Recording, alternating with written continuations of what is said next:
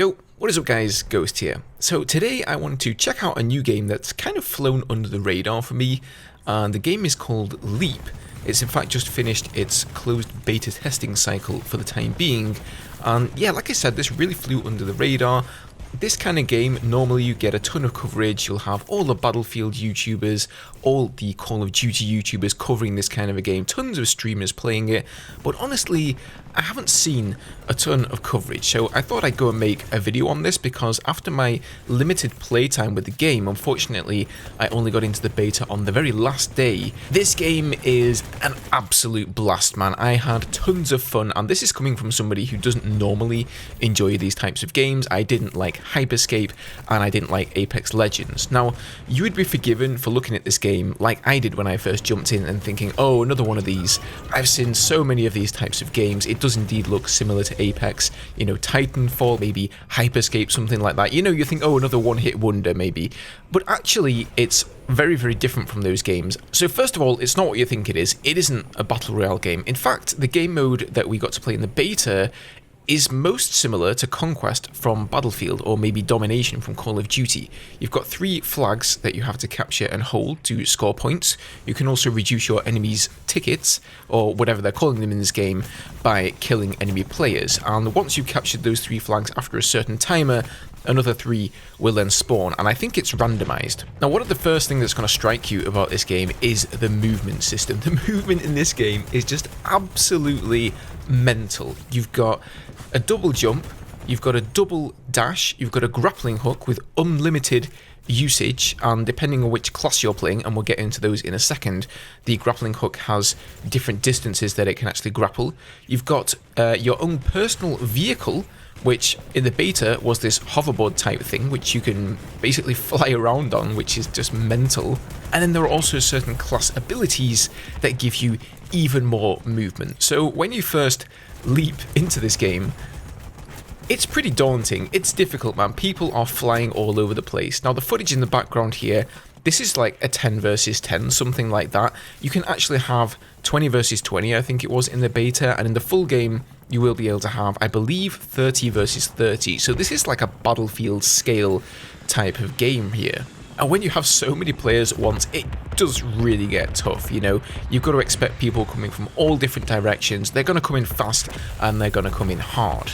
Now, luckily, the time to kill in this game isn't too quick, and that leads me on to the shield and health system. So you definitely do get time in this game to react. If somebody's shooting you from across the map, or even close or personal, you definitely do get time to react, try to get into cover, use some of your movement abilities to get the hell out of there, and try to recharge. And that's where the shields come in. The shields will recharge, health will not. And as far as I can tell, the only way to stock up on health is to find it on enemy downed players. So in the beta, we had 4 different classes to choose from. There was Pathfinder, Titan, Spec Ops, and I think the sniper class was called Avenger, possibly.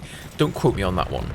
And all of them felt really different and interesting to play. In some ways, it gave me Overwatch vibes with the sort of class choice or the hero choice. So Pathfinder was probably the class that most people were playing. That's the one I'm using in the background at the moment. You get some sort of an assault rifle here that's good at all ranges, and then as your secondary, you have a shotgun that you can switch to quickly dispatch people if you end up in a close quarters scenario. Your special ability is this massive shield, like a bubble that you can just throw down on the ground, and it's like a beacon.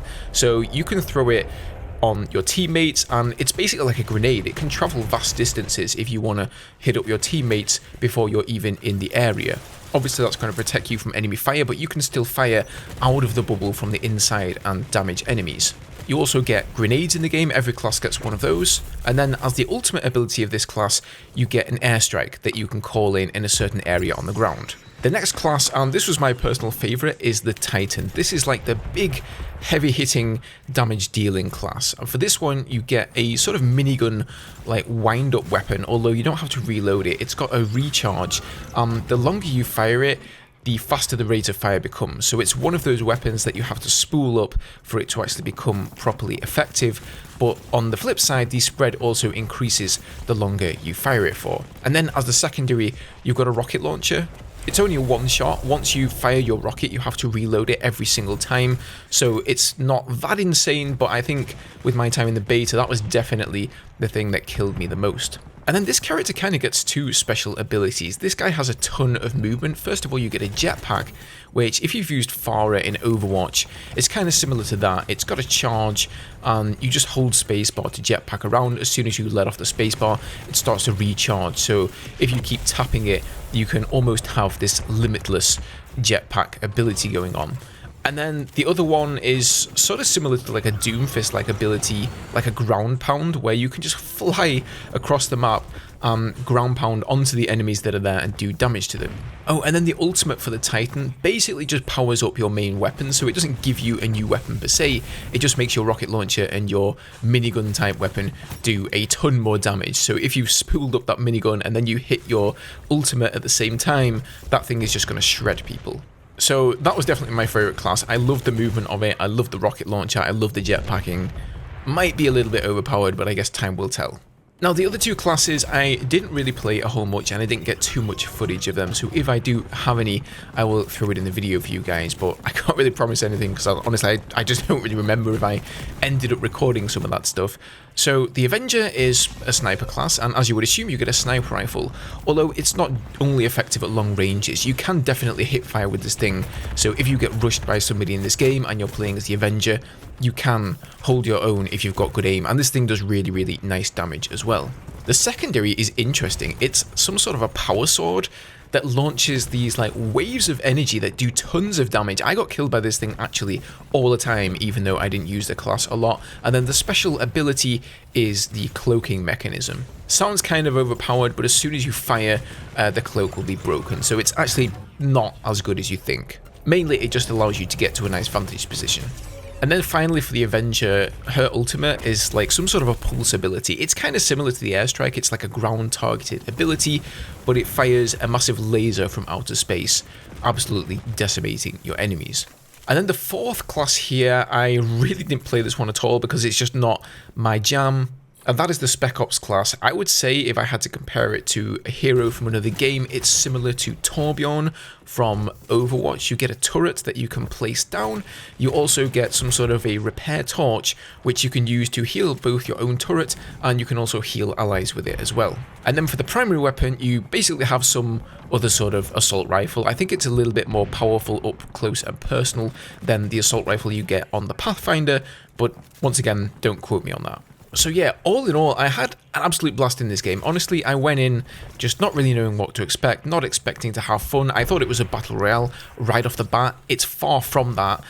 And it's just absolute madness, this game. It's crazy. You can have these up-close engagements with movement, and you can see here there's some great map design with tons of rooftops that you can grapple onto. People just flying over rooftops, in between them, down the small alleyways, they're in the river, but you can also have some good engagements from longer ranges as well. You can ADS in this game, it's not just hipfire, so you can definitely stay on the fringes and try to pick people off from a distance. I love the hit sound notifications when you're doing damage to enemy shields, it's just great feedback. And all in all, I can't wait to see more of this game. I wish I'd had time to play it more. I only got like 2 or 3 hours of playtime in, but I was hooked, man. If the beta wouldn't have been taken offline, I think I would have been there for quite a few more hours. So I recommend putting this one on your radar, guys. This is on Steam. I think it's coming to console as well, so maybe go and wishlist it there if it's something you're interested in. I'm not sure, they may have future beta tests before the full release. My only worry for this game is that it could be easily forgotten. It could go the way of Hyperscape. It could be, you know, like a one-hit wonder. It comes along, everybody plays it for a week, and then it's just forgotten about. So I guess we'll see. No news yet on whether it's going to be free to play or they're going to charge money for it, but I guess time will tell.